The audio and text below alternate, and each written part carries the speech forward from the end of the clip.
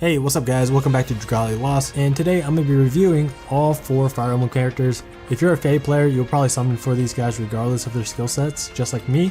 I don't really care if these guys are good or bad, I'm summoning for them regardless because they are Fire Emblem characters, but I'm still going to review their skill sets to see what they bring to the table. It's going to be a long video, so hopefully you guys will enjoy it.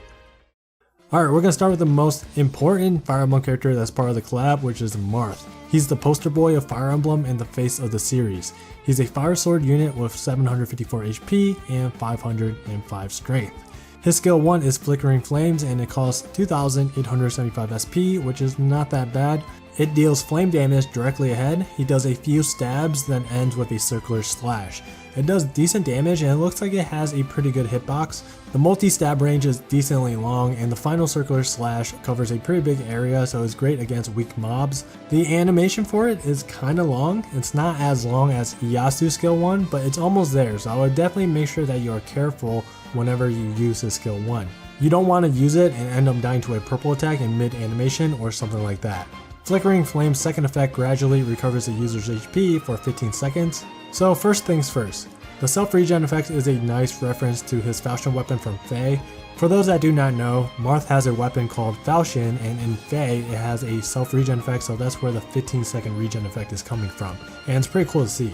The regen is only 6% recovering potency every about 3 seconds for 15 seconds, so it doesn't really heal all that much. But because this skill has a relatively low SP cost, it's very spammable, so he's able to regen a lot during long fights. His second skill is no other than Fire Emblem, and it has a cost of 5700 SP, which sounds about right for what it does. It deals fire damage in a straight line, very quick animations, amazing for iframing since it's such a quick move, and also because he jumps up in the air, he's able to dodge grounded purple attacks with it as well. And then the rest of the effect is similar to Halloween Elasan's skill 1, where the skill has a different effect every time you use it. The first time Fire Emblem is activated, Marth's strength increases by 10% for 10 seconds. The second time, it's the same buff except that it applies the strength buff to the whole team. Then lastly, the third phase grants the team the same 10% strength buff for 10 seconds, and in addition, their attack rate is increased by 30% as well. This skill suits Marth's character perfectly. He's a guy that isn't known to be strong by himself. Instead, it's more like strength in numbers. He's at his best when he fights alongside his friends or comrades, so it's very unsurprising that he came with a team buffing skill. The 10% strength buff isn't exactly the best, but for 5700 SP and all the other effects that it does, it's not too shabby at all. Now for his abilities, his first one is Last Boost 2. It fills 100% of the entire team's skill gauge when the user drops to 30%. It's not that useful for general content, however it is pretty good for high dragon trials because of the initial blast that the dragons do. So for example, you can bring Marth into high Midgard, get chunked by the initial blast which will trigger Last Boost. Everyone on the team will have their skill gauges filled up instantly, and Marth can immediately use Fire Emblem for that 10% strength buff and Flickering Flames for a little bit of health regen. A cool little thing that you can do is equip Marth with Chocolatiers for 100% skill prep. That way, Marth can use Fire Emblem before the initial blast and also immediately after the blast. Next ability is Stun Res 100%. It's great for high Midgard, and that's pretty much it currently. I guess if your Marth is strong enough, you can also use him in Fire Imperial Onslaught as well in case you don't have a strong water unit. Alright, the last ability is Flurry Devastation. This isn't a new ability, but the cool thing about this is that Marth is the only non-dagger unit that has it. This ability increases his critical rate by 13% when the combo count is 15 or higher. So this is where the whole kit comes together. Marth's skill 1 does a 7 attack combo, and his skill 2 is able to grant an attack rate buff, so those two things will help him raise his combo count faster.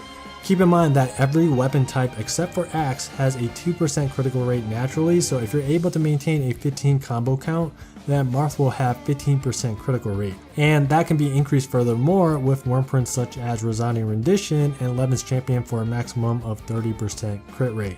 Overall, Marth I would say has the best skill set out of the 4 Fire Emblem characters. He's not only offensive, deals great damage, but he's also a really good support. The underwhelming part about him is that he's just another stun res fire character that most veteran players do not need.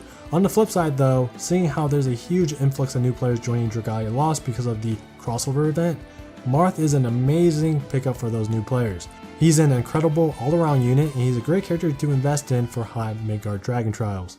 Our next character is the Ice Princess Fjorm. She's a water lance with 752 attack and 508 strength. Here's a fun fact for you guys. Currently, she's one of 2 lance units that's an attacker class. The rest of them are either supports or a defender class. I understand that the class tag doesn't really mean much, but I thought it was interesting enough to share with you guys. Anyways, her skill 1 is Frigid Smash. SP cost is 2,738 and it has a pretty long animation time. The last hit actually comes out pretty slow, so it may be difficult to hit mobile targets that are immune to freeze. Against bosses, you'll want to learn their attack patterns and use this skill whenever the foe is stationary. It does 2 hits of 411% water damage and it covers a decent area.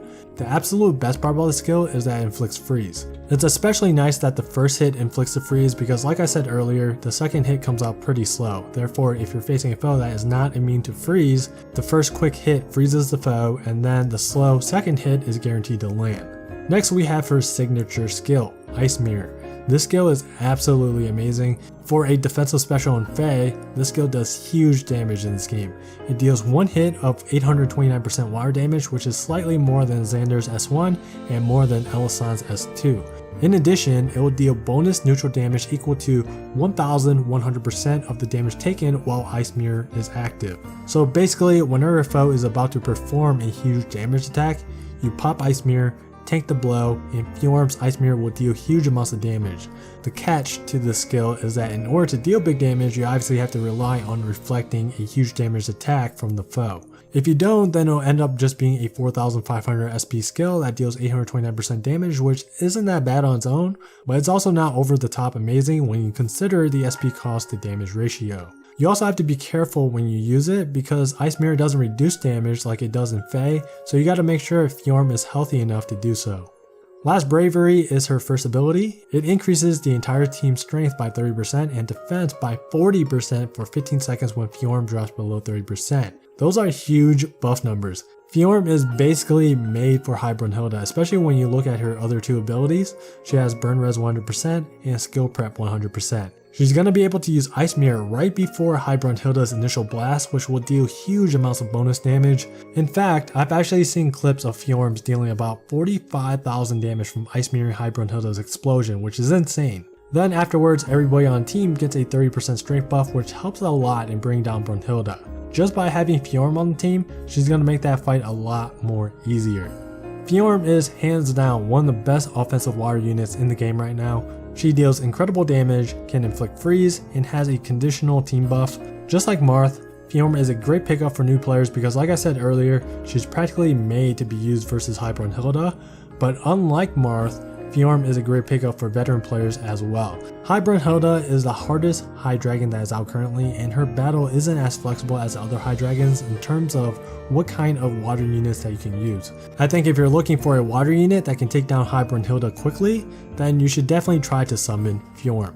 Alright, the last gotcha Fire Emblem character is Veronica. She's our first 5-star exclusive Dark Wand character, and she has 745 HP and 514 strength. Her skill 1 is Gershpence with an SP cost of 3,291. So basically what this skill does is that it deals more damage whenever Veronica has less health. It's a high damage, high reward type of skill, and the difference in damage is huge. As you can see, when Veronica is healthy, she deals 255% on one hit and 319% on the second. Then when she's severely injured, the damage essentially doubles. I kinda dig this skill. Wand characters are obviously ranged, so they have an easier time dodging skills compared to melee, so it's not that difficult to maintain that low health threshold. Also, the animation for this skill is rather short, so she can quickly iframe a skill and dodge the next. Although, I will say that it's kinda hard to see what the foe is doing in mid-animation because of the big purple ball that's in the way. So if that's ever a problem for you guys, then I would recommend lowering the visual effects in the settings. Skill 2 is Nosferatu. It deals 3 hits of decent shell damage and restores the user's HP by 50% of the damage inflicted. Alright, so on one hand, it's useful for self-sustainability obviously. On the other hand, it might bring Veronica out of the bonus damage threshold in her skill 1, so it's kinda a double-edged sword. The SP cost for this skill is rather high. It's at 6,186, which I guess is okay. I'm not really sure how much you would be spamming the skill anyways if it costs any lower, because you have to use it at such a close range. Moving on to abilities, her first one is Last Destruction. It increases the damage of the next attack skill used by each team member by 40% when Veronica drops below 30. So I guess it's kind of like the energized buff a little bit. Again, very situational but really good for high dragon trials. Next is paralysis resistance 100%. High Jupiter will most likely inflict paralysis, so Veronica is going to be a top unit to use for that fight alongside Yasu. Lastly is skill prep. I guess it's pretty useful for high dragon trials. You can wait for the initial blast to go off, then use S1 for big damage, and then heal up with Nosferatu and her 5-star Dark Wand. Overall, Veronica is a pretty solid Dark Wand. I think most players, especially veterans, are summoning for her just to prepare for High Jupiter, and she seems like a pretty good candidate. I'll tell you what, I don't even like playing as ranged characters, but I actually think Veronica is a lot of fun to use. My favorite thing about her is that her skill 1 comes out really quickly compared to other wand characters' S1s, and that just makes her feel more interactive. And she seems really straightforward and simple to use, but to make the most out of her, she's got to be low health and you got to be on your A game when it comes down to dodging and iframing. Last but not least is Alfonse. This is the free unit from this event, and he's actually a quality free character. His stats aren't on par with other 5-star exclusives. Like if we compare his stats with Albert, Alfonse's HP and strength is slightly lower, but it's just a slight difference, so it's not that big of a deal. His S1 is Blue Radiance. 3,500 SP for a skill 1 is a lot, but the cost does make sense. It deals 2 hits of decent light damage and it increases the user's strength by 15% for 10 seconds. This is a damage skill and a self-strength buff skill, which explains why it costs higher than the norm. This strength buff is excellent for Alfonse because all of his skills are damage skills, including his 5-star Ellie, so you want to make sure that you manage his skills correctly.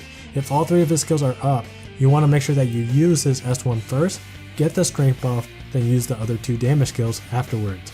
His skill 2 is Soul, which is his default special in Fae. It costs about 5,000 SP. It does 2 hits of 350% light damage and a big AoE and restores HP by 3% of the damage inflicted. This is probably going to be a pretty useful skill for facility events where there are a bunch of enemies because of how large of an area the skill covers. Also, it provides great self-sustainability. As for his abilities, he has Last Burst. It buffs his strength for 50% for 10 seconds when his HP drops to 30%.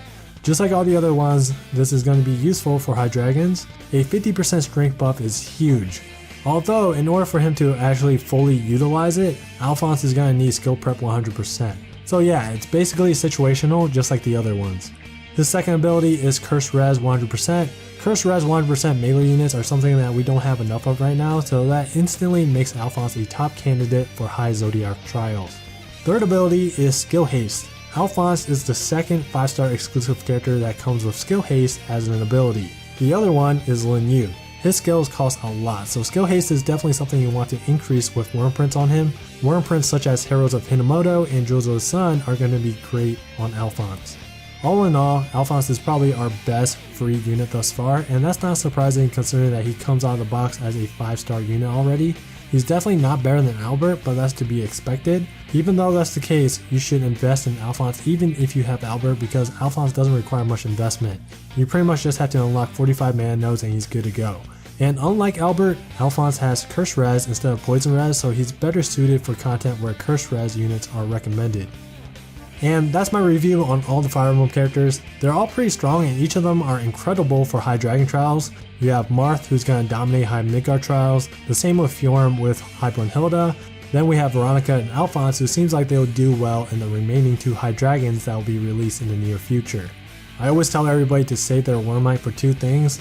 First, limited banners, and 2, gala banners. So I definitely recommend that you guys try to get these units because they are limited. And that's gonna be it for this video. Let me know how your summons went in the comments down below. I want to thank you guys for watching. Take it easy, and I'll see you guys in the next video. I won't let her destroy the friendship forged between this realm and our own. We can't afford to lose. We fight as one. So long as we fight as one, we cannot lose. Ready to play?